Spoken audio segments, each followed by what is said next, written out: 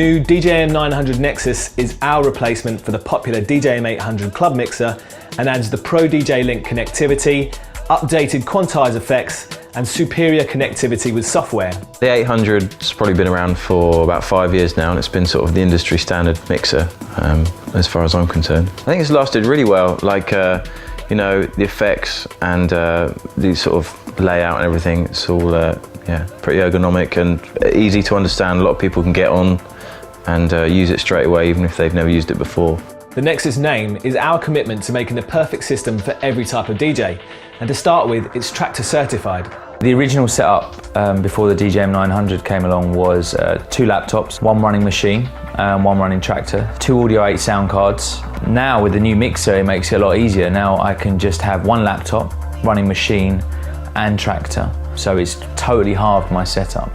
And also now not having the sound card to having to plug the sound card in and stuff, I can just come in, plug the USB straight in. And my DJ setup now consists of 2 CDJ 2000s, 1 DJM 900, an iPad, a MacBook with Ableton Live on, a Korg Nano Pad, a Korg K Oscillator, and an EFX 1000. I also use the 900 as a control surface. I use the Nano Pad as a control surface and my iPad as a control surface, all in Ableton. The 4-channel 24-bit 96K sound card and full MIDI control integrates the mixer with high-tech DJ tools. People, if they're using Tractor or Ableton, they can just plug straight in. You know, all their drivers and everything can be customized before they go to the club. We've added a new touch-sensitive X-Pad to the beat effects, which brings rhythmic expression and instant effects triggering to your fingertips. There's 5 insanely high-quality beat effects too, with a studio-style reverb, the beat-mashing slip roll, the madness of spiral, and the sidechain innovation of melodic. The color effects have been expanded from 4 to 6 with the new dub echo, space, noise, and with studio-style dynamics of the gate and compressor. So let's start out with the color effects, which are available on all 4 channels and independently controllable. Well, the whole thing about the mixer, I just love the whole layout. I love the filters are just, for me, one of the best you can get. You know, I've always been obsessed with the high pass and the low pass filter on it because it's the main part of the way I mix. Well, obviously there's some nice new color effects on there, like the space, which is great for creating builds and like just splashing out snares and bright frequencies. That's also a post fader effect, along with the dub echo, which is also a post fader effect. Drop the fader and the effect still bleeds. The same with the space effect. And of course, you can punch them in and out. So if I grab a nice high sounding snare, get a nice long tail on it.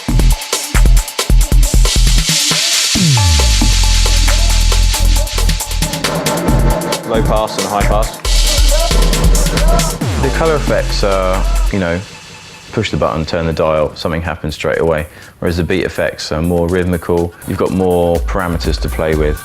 But it's using them both together really that's, you know, that's the key in that mixer. The new firmware 4.0 for the CDJ 2000 and CDJ 900 sends rekordbox beat grid information to the DJM 900 beat effects, making it an essential update.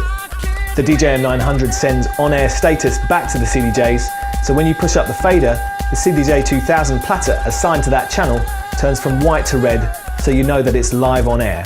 Yeah, it's really easy to update the CDJs. I do it in clubs all the time. You know, even when the person before you is playing, it takes literally 2 minutes and 15 seconds. So you can update the player while their last track is playing and be ready to go. Once you've updated to that firmware, everything will work perfectly in sync with the 900, so all your quantized stuff will work. You just plug a LAN hub into the back of the mixer and plug your CDJs into that with some LAN cables.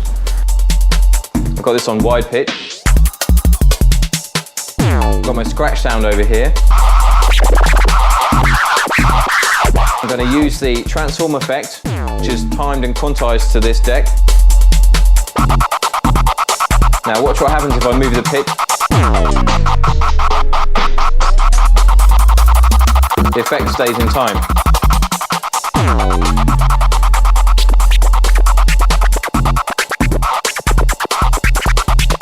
The X-Pad is just, it's like an XY pad, but just one axis. It's like super simple. It's kind of a touch ribbon thing.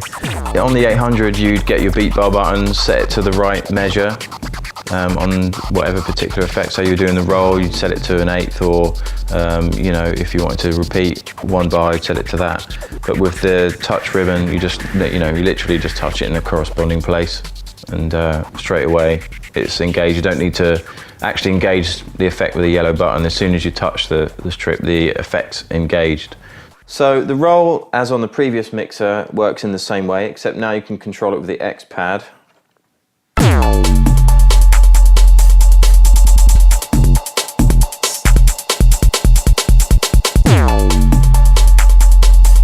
And what I like to do is use it to do little fills or little breakdowns, and combine it with some of the colour effects here,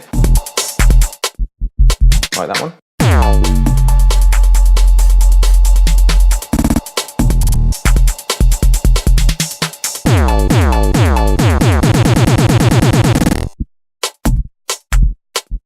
So you make your own little breakdowns, and then you can just take little sections with the roll. So we get those little snares next time they come around.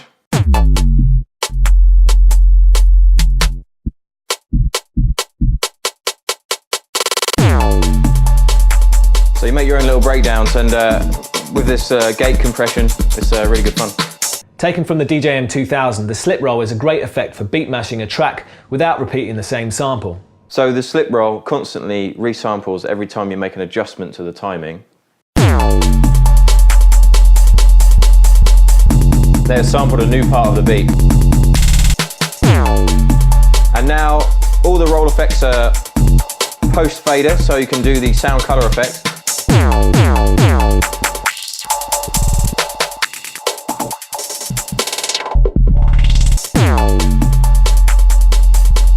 And I like to walk my fingers across it. 1, 2, 3, 4. Just to make these little fills on the drops. 1, 2, 3, 4. Just like the DJM 800, the 900's roll effect can be used to perform with loops, but now with the stability of beat grid quantizing. Now that we're using the roll and it's quantized, I can time some scratching to this deck and loop it in time. So 2 bars.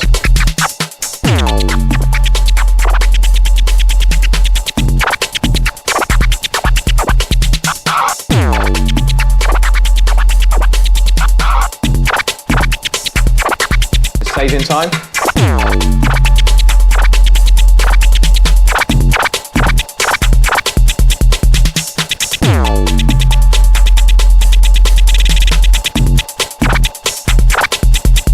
And of course, it's all post faders as well.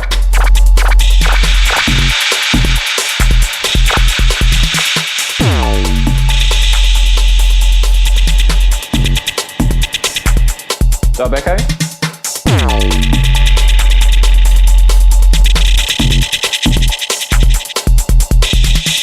The reverb's totally different. I mean, the whole sound of it's completely different, and also because you've got the X pad now, you can control the frequency of the reverb, and then with the beat bar buttons you control the size of the reverb, so you control the room size, or you know, sort of, or how big the reverb sounds. So you can whack the frequency up, get a high pitch reverb, you know, again post fader, so if you take your finger off you're going to get that tail that bleeds into the track, and with that tail, or if you turn the depth all the way around and cut the original source, you know, you just are left with the tail on its own. You can change the room size and get that weird sort of pitching effect. You know, it's brought the reverb way up to date. It's massively improved on any previous reverbs that have been on Pioneer mixers.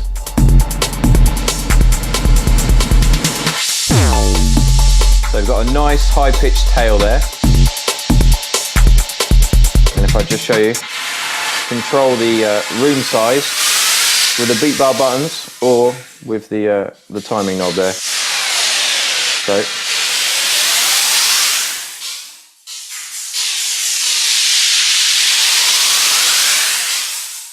well, the spiral is a little bit mental, but it's great fun.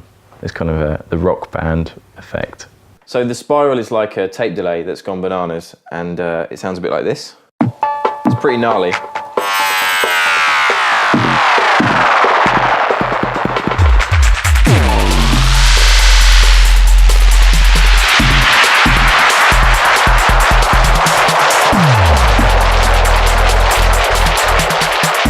can chop it in and out with a level deck, and it records it in.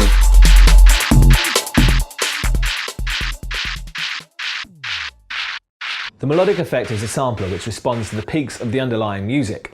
It was the one effect I thought, how do you use this effect, you know, in a useful way? But I just persevered with it and mucked around with it, and I think that for me, even though it was kind of the most awkward one to get to grips with at first, it was kind of,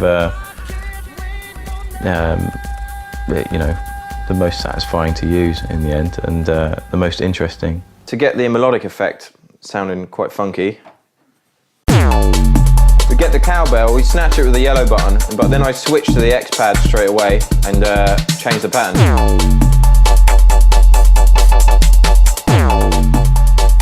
And what I can do now, make it melodic by changing the pitch with the beat bar buttons or the timing knob.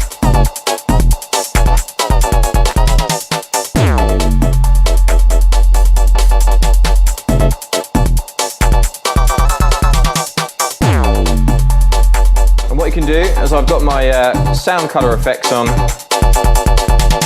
this channel and this channel, and if I change the channel, just bleed the effect into the other channel. So it just picks up a little tail of the effect.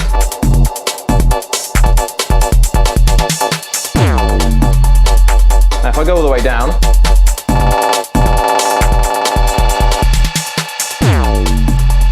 keep my finger on there, I can actually turn this off.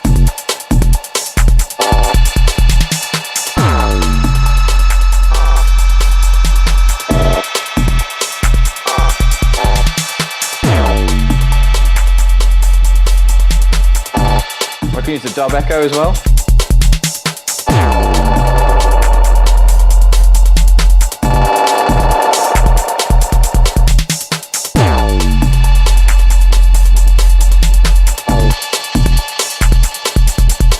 Channel select back onto this channel, should remember the pattern.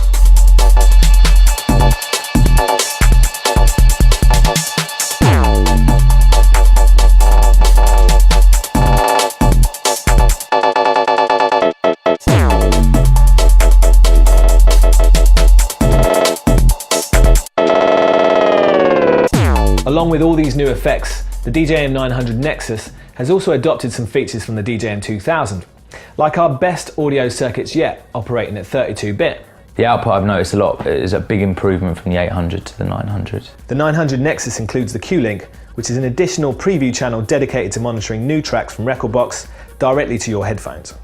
We've added the isolator EQing, so you can switch from classic to kill. The 900 Nexus will be even more reliable with sturdy new fader technology that no longer positions electronics directly under the faceplate opening.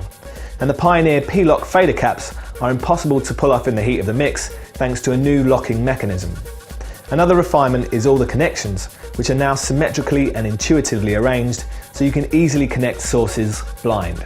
The 900 for me is better for me because I prefer the effects on there. The layout I'm used to obviously from the 800, and along with this sort of quantization, with the beat gridding from Rekordbox, it adds a new dimension to the way you can use effects.